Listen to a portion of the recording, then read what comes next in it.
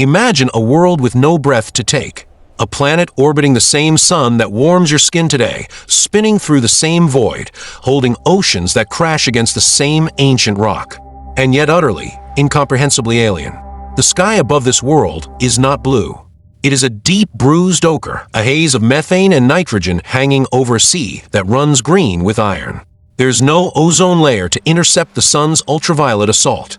There is no free oxygen. Not a single molecule of the gas that fills your lungs right now exists anywhere in this atmosphere. This is Earth, but it is an Earth from before the event that would change everything. Before the catastrophe that was also a creation. Before the moment that life itself became the most powerful geological force this planet has ever known. We are traveling back 2.5 billion years, to the Archean Eon, a chapter of Earth's history so remote, so different from anything we experience today, that our brains struggle to construct it from first principles. The continents we know do not exist. The land masses that do exist are low, dark cratons, ancient cores of rock battered and worn, surrounded by a global ocean that is warm, shallow in places, and saturated with dissolved iron. Sunlight penetrates this ocean, but the chemistry it encounters is nothing like today. The water is slightly acidic. It is anoxic, free of oxygen from surface to seafloor, and it is teeming, invisibly and silently, with life. Not life as we picture it. No fish, no coral, no seaweed waving in a current. The life of the Archean is microbial life, single-celled organisms so small that billions of them could fit on the head of a pin. But do not mistake their scale for insignificance. These microbes have already been running the chemistry of this planet for over 1 billion years. They are metabolic engineers of extraordinary sophistication. Some consume hydrogen, some metabolize sulfur, some draw energy from iron. They have colonized every crack, every thermal vent, every sunlit shallows this world offers. And among them, in the shallow coastal waters and open ocean, one lineage is quietly assembling a capability that will, in geological time, become the single most consequential biological innovation in the history of this planet.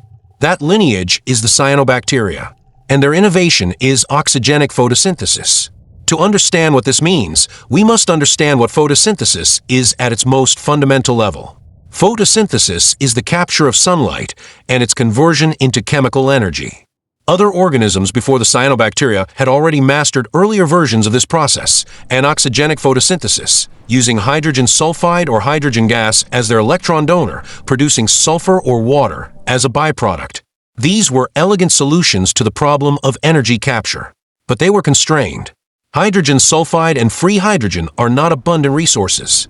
The supply was limited. The cyanobacteria found a different electron donor, one that was available in essentially unlimited quantities across most of the planet's surface. They learned to strip electrons from water molecules. And when you strip electrons from water, you are left with a waste product.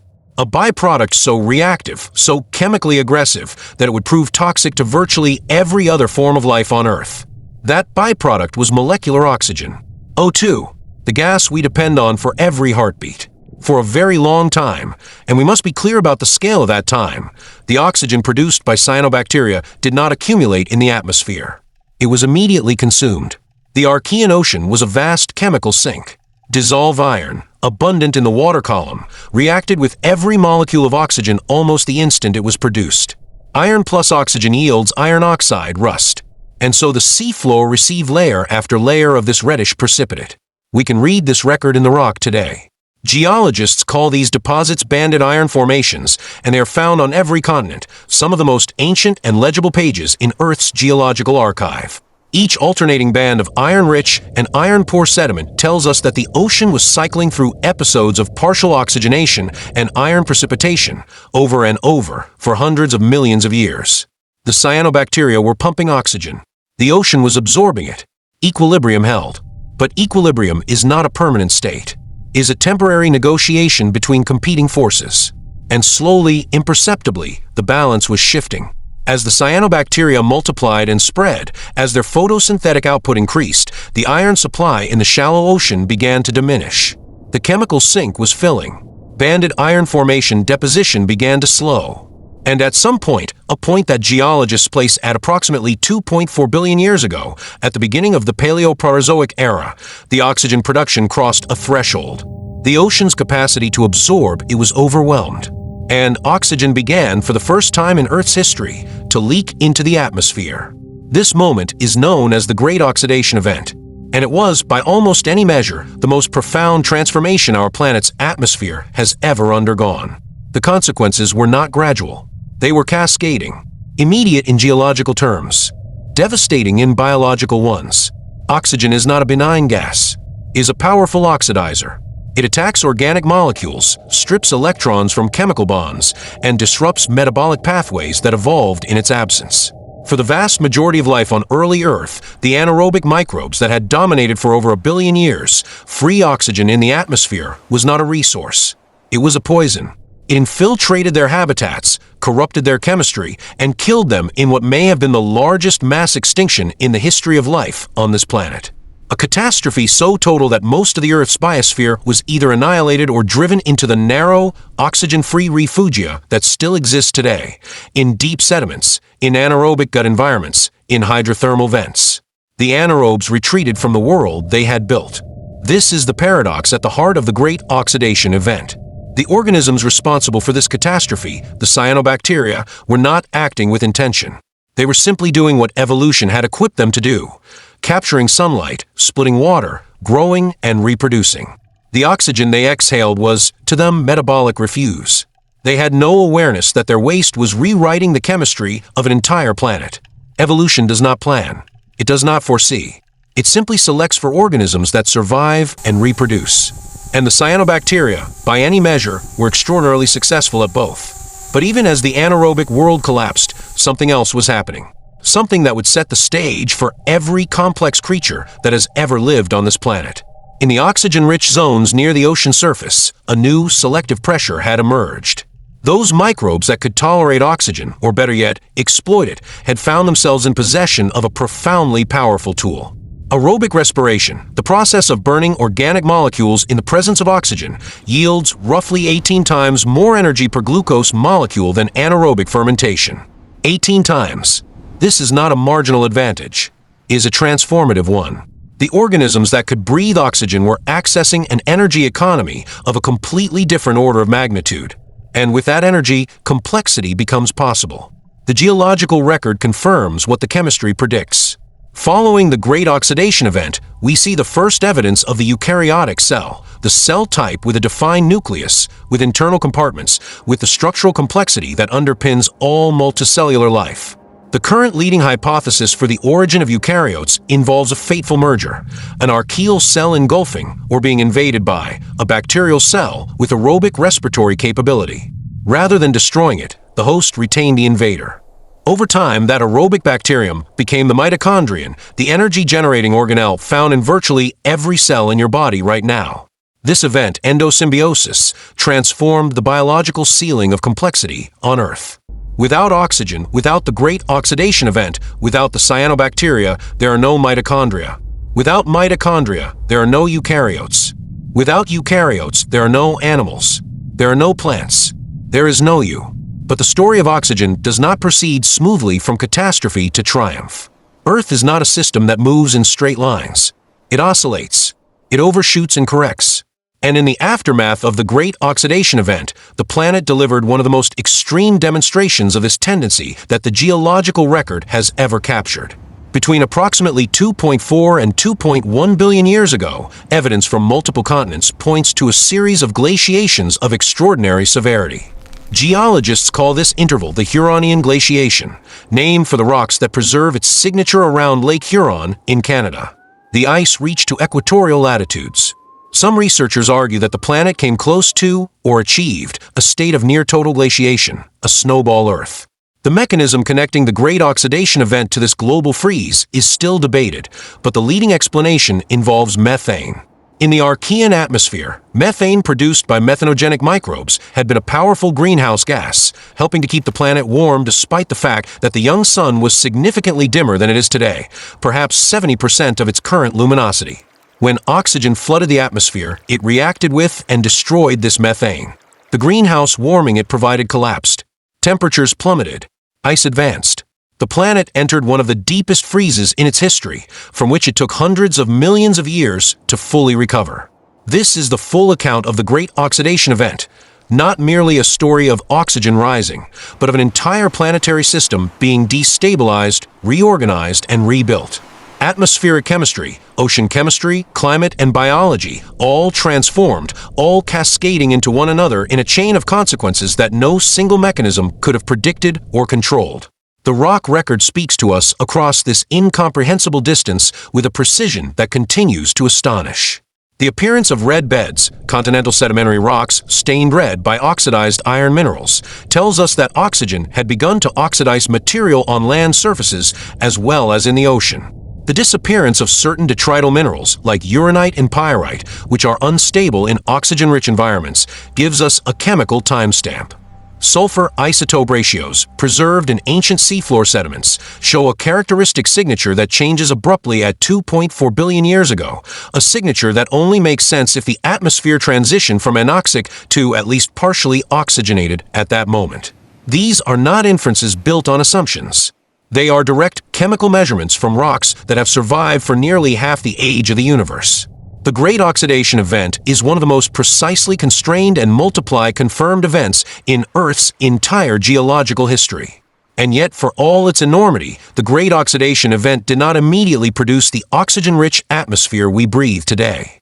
The oxygen levels that accumulated 2.4 billion years ago were a fraction of what we experience now, perhaps 1 to 10% of modern atmospheric oxygen concentration.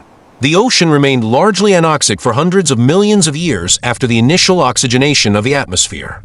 A second, more gradual oxygenation event, sometimes called the Neoproterozoic Oxygenation Event, took place between approximately 800 and 540 million years ago, raising atmospheric oxygen to something closer to modern levels.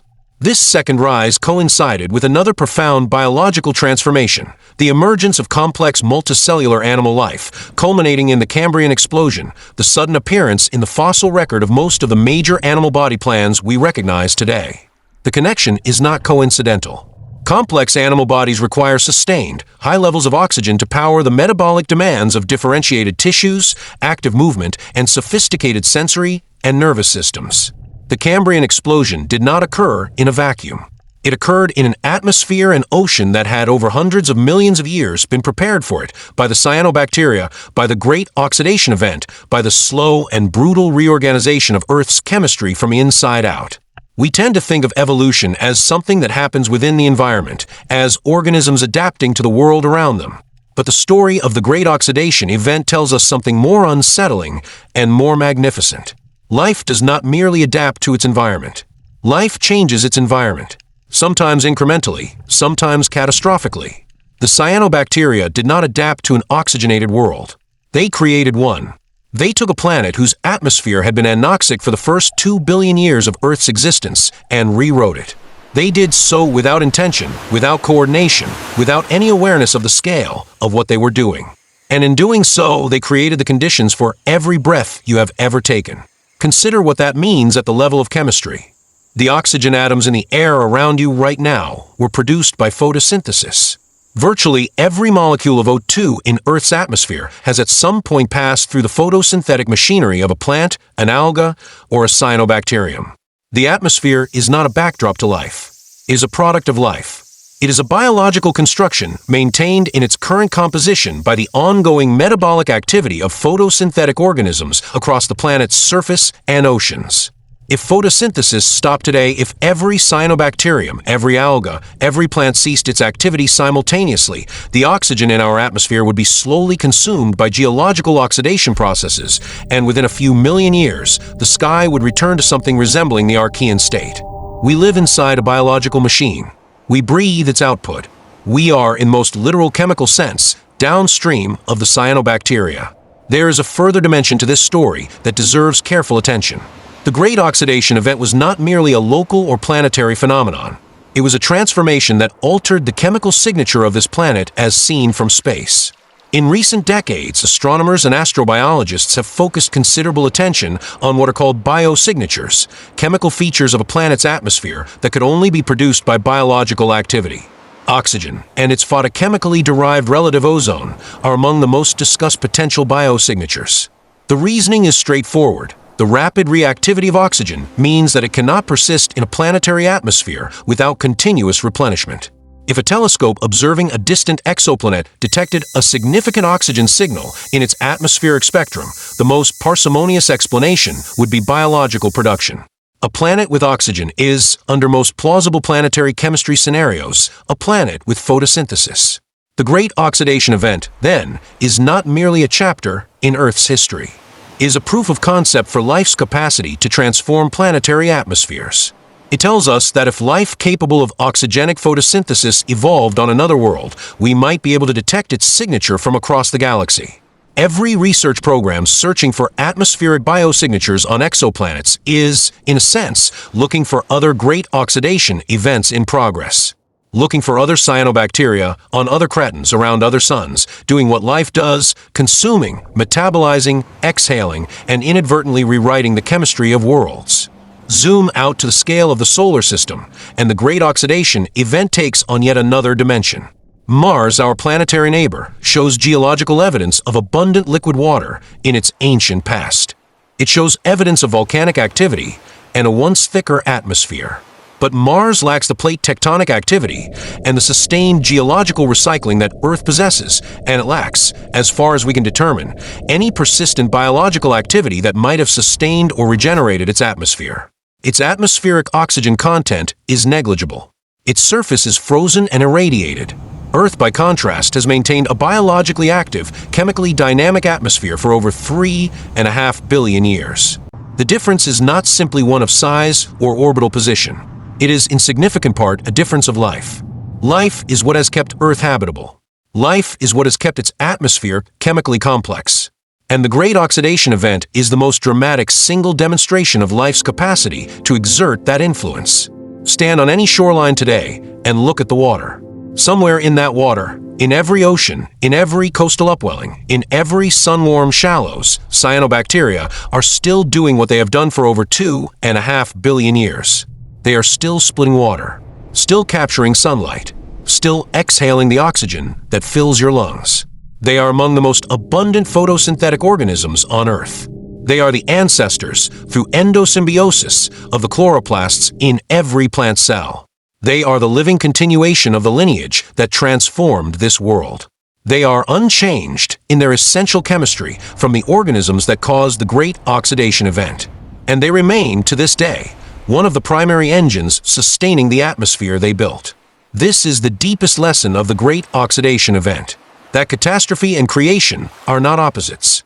That the most destructive force in the history of life on this planet, the oxygen crisis that drove the anaerobic majority to extinction, was simultaneously the act of creation that made complex life, animal life, human life, possible. That biology and geology are not separate disciplines describing separate phenomena, but two perspectives on the same deeply interconnected planetary system. That Earth is not a stage on which life performs. Earth is a system that life participates in, modifies, and in some of its most critical moments, transforms beyond recognition. We breathe the evidence of this transformation with every breath. 21% oxygen, built by life, maintained by life. The atmospheric monument to a microscopic revolution that began quietly in warm, shallow waters 2.5 billion years ago. The Great Oxidation Event did not announce itself. There was no eruption, no impact, no visible catastrophe to mark the moment. Just the slow, relentless accumulation of molecular oxygen in a sky that had never seen it before. And from that invisible threshold, everything changed. The anaerobic world ended. The aerobic world began. And the long road to us, to every complex creature that has ever drawn breath on this planet, was opened. We are the inheritors of that moment. We are its most improbable consequence. And we exist in the most fundamental sense because 2.5 billion years ago, a bacterium found a more efficient way to make energy and accidentally built the sky.